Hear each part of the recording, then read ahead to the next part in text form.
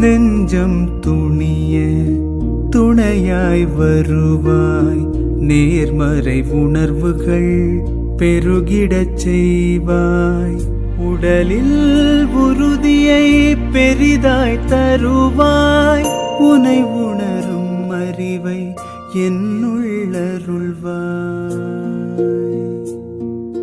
சுற்றமனைத்தும் காப்பவனே, செய்தொழிலில் ஏற்றம் தருபவனே, எடுத்த செயலில் வெற்றி கொடு, என் ஆற்றல் பெருகிட அருளை கொடு.